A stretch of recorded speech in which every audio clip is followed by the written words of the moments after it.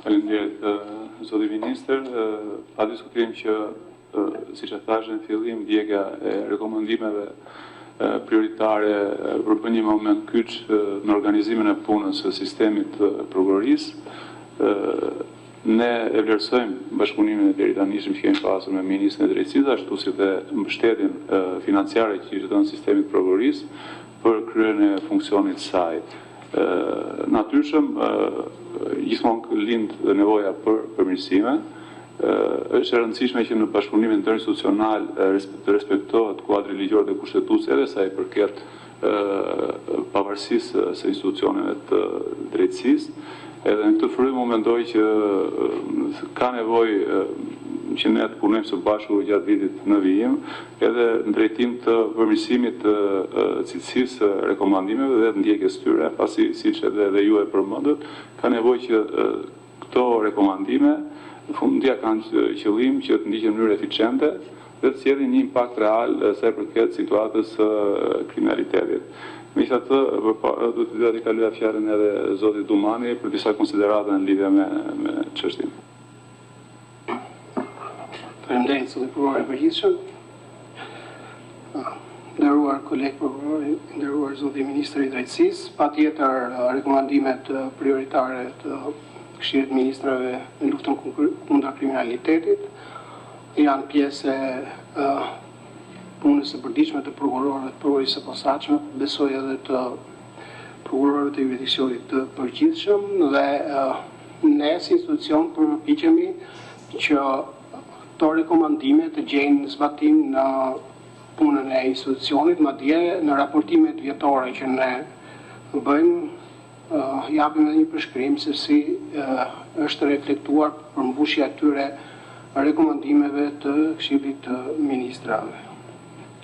Megjithatë, pasi jemi njohur me rekomandimet, nuk mund të rri pa thënë disa element, disa gjetje tonat. Për shembull, do të them se rekomandimet nuk shoqërohen me të dhëna statistikore, analizë krahasuese apo tregues konkret që justifikon nevojën për ndërhyrje. Kjo mungesë e bazës empirike dhe metodologjisë së qartë i bën rekomandimet të duken subjektive dhe vështirë të matshme, sidomos për institucion si SPAK që funksionon mbi bazën e efikasitetit, rezultateve dhe besueshmërisë publike. Gjithashtu, rekomandimet në një pjesë të tyre përdorin terma të përgjithshme si jetime proaktive, përdorimi efektiv i dënave, forcimi i qasjes strategjike, por nuk ofrojnë asnjë përkufizim operacional apo kuptim të qartë për to. Kjo krijon pasiguri dhe për zbatimin praktik dhe mund të çojë në interpretim të ndryshëm nga institucionet zbatuese. Për një strukturë si SPAK që vepron mbi bazën e akteve konkrete dhe juridike, terminologjia e paqartë është një pengesë për implementim. Një rekomandim tjetër që shikohet, megjithëse në vlerësimin e institucionit tonë kjo nuk ka të bëjë me prioritetet në luftën kundër kriminalitetit, por është ajo që ju e thoni në rekomandimet tuaja, nevojë për respektim të mekanizmave ekzistues të kontrollit. Rekomandohet forcim mekanizmash të brendshëm të kontrollit. SPAK tashmë është subjekt i mbikëqyrjes KLP, ILD dhe vetë strukturat e tij. Krijimi i strukturave të reja, vlerësimi dhe integriteti, pa analizë të mekanizmave ekzistuese, rrezikon të sillen një ngarkesë burokratike. Disa rekomandime janë shumë përgjithshme dhe nuk përcaktojnë objektiva të matshëm, institucione përgjegjëse apo burime konkrete, duke rrezikuar të mbeten deklarative dhe jo të zbatueshme. I thash këto për t'i bërë paraprit, pasi siç e thash edhe në hyrje të fjalës time, në fillim të çdo viti, raportojmë edhe për mbushjen e rekomandimeve të Këshillit të Ministrave në luftën kundër kriminalitetit. Patjetër, në tërësinë e tyre rekomandimet janë të gjitha të mirëpritura dhe shprehim angazhimin maksimal si institucion që këto rekomandime të jenë në prioritetin e punës së institucionit, por nga ana tjetër, disa prej tyre në mënyrën si janë formuluar apo si janë konceptuar, nga pikpamja praktike, paraqesin vështirësi për tu zbatuar. Dhe nuk që tani them unë konstatoj vështirësi se si do raportoj për përmbushjen e këtyre rekomandimeve. Faleminderit. Faleminderit.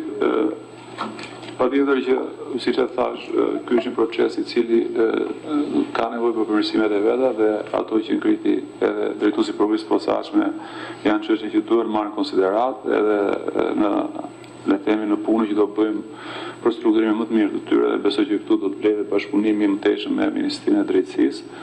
Megjithatë, rëndësishëm për ndjekjen e rekomandimeve do të jetë sidomos për progresin e eduksionit të përgjithshëm, plotësimi organikave, ngritja e seksioneve të posaçme, njësive specializuara kërkon njerëz, pasi ende ne kemi 35% të mungesave në organik, kështu që le të themi kjo relativizon shumë mundësinë e ndjekjes së rekomandimeve dhe e dyta që unë doja ta ngreja dhe le të themi të mbetet nga dita e sotme zoti ministër, është një çështje që ka të bëjë me infrastrukturën, sidomos me provërinë e rrethit gjyqësor Tiranë dhe me gjykatën e këtij rrethi, është një çështje urgjente, ne kemi komunikim institucional, por shpresoj në vijimin e përpjekjeve për gjetjen e një zgjidhje, pasi në fakt arritja le të themi cilësia në ndjekjen e hetimeve, ku janë patjetër përfshira edhe ndjekja e rekomandimeve të Këshillit të Ministrave, lidhet me sigurimin e kushteve të punës për prokurorët dhe gjyqtarët.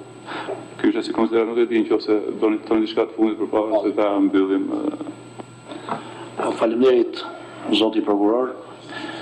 Sigurisht që rekomandimet e Këshillit të Ministrave janë orientuese për luftën kundër kriminalitetit për vitin 2025, janë orientuese për organin e prokurisë. Sigurisht që unë e theksova në fjalën time ku përmenda shkurtimisht shtyllat kryesore të këtyre rekomandimeve, sepse në pjesën dhe metodologjin që e shoqëron është më e detajuar se si ne në zbatime sipër do t'i masim zbatimin e këtyre rekomandimeve, edhe pse lypsët bashkëpunim ndërmjet 3 institucioneve, sepse jo çdo gjë është statike. Ka rekomandime që metodologjia I përcakton si të mashme, po siç ka dhe rekomandime, siç e tha drejtuesi I SPAK-ut, që janë të karakterit deklarativ dhe që sigurisht kërkojnë që në vazhdimësi e sipër ne të jemi në kontakt vazhdueshëm për përmbushjen e secilit nga këto rekomandime. E rëndësishme në qëllim është që të kemi një provëri efektive në luftën kundër kriminalitetit dhe të kemi një provëri që I përgjigjet në kohë reale dinamikave të ndjekjes penale dhe hetimit dhe një provëri që dita ditës fiton besimin e qytetarëve dhe të publikut. Dhe këtu bjem plotësisht dakord të tre si drejtues të këtij institucioni të rëndësishëm, ju të prokurisë dhe unë të Ministrisë së Drejtësisë. E dyta sa I takon infrastrukturës, e kemi detyrim.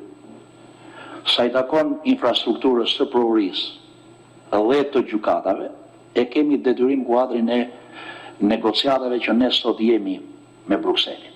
Pra tek grup themelorët, një nga kërkesat që kemi për përmbylljen e grup themelorëve është akomodimi dhe krijimi I kushteve të punës për prokurorin, sidomos prokurorin e Tiranës, por dhe për sistemin e drejtësisë. Prokuroria e Tiranës është nevojë urgjente, siç janë edhe akomodimi I disa kërkesave për infrastrukturë në disa provëri tjera të jurisdiksionit të përgjithshëm.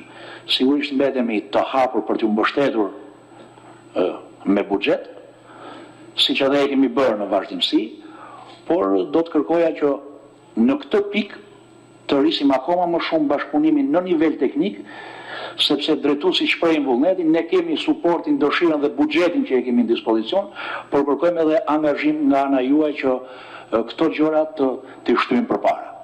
Kemi buxhetuar projektin për fillimin e punës për projektet e infrastrukturës në provëri dhe në disa gjykata, por kërkohet që stafët tona teknike të jenë në kontakt të vazhdueshëm. Është detyrim që duhet ta përmbushim gjithë së bashku.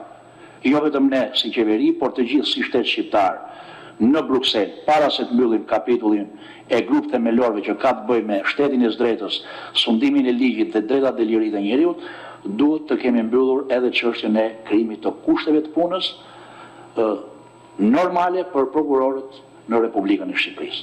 Edhe këtë e them publikisht, është angazhimi joni dhe ne do t'ju suportojmë në këtë pikë. Atëherë, bisoj thamë gjitha, e falenderojmë Ministrin për ardhjen dhe prezantimin e rekomandimeve të Këshillit të Ministrave. Ju mbledhim gjithë mirat.